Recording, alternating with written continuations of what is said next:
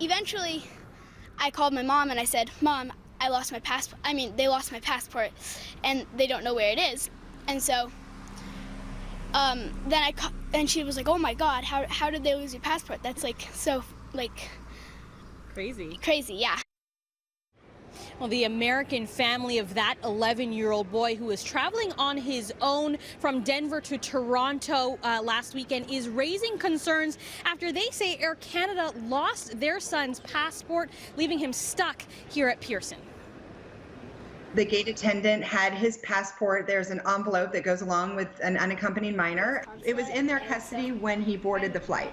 And that was the last time we saw it. Jessica Hernandez says she and her husband were confident their 11-year-old son would be fine traveling on his own to visit cousins in Toronto last weekend. Air Canada staff would be taking care of him and his travel documents every step of the way. I said, can I put my passport in my bag now? I don't want to lose it. Because my mom said, make sure to keep track of your passport because it's really important. And so I asked her, and she's says, oh, no, we need it for a little bit longer. We'll give it to you during the plane ride. But Mateo says they never did return it. And after the plane took off, a flight attendant came to ask if he had it in his bag. That's when he realized no one knew where his passport was. I was a little bit worried that we wouldn't actually get out of the airport. Mateo says when he landed at Pearson, he spent about 45 minutes waiting at Canadian Customs while staff discussed what to do.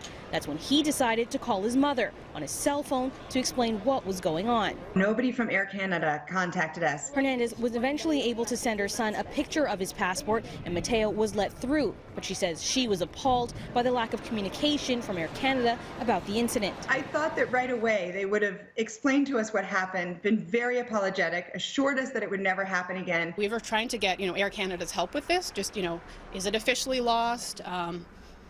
Where is it? What should we do? But no one ever called us to tell us what to do. With his parents out of the country, Mateo's aunt and uncle had to sign documents authorizing them to get him an emergency passport from the U.S. consulate. It's cost just the fees of the passports and the pictures and the time off work and the hours on the phone. It's cost a lot of money. After we reached out to Air Canada this afternoon, they did respond with an apology and say they've been working to locate the lost passport with no luck.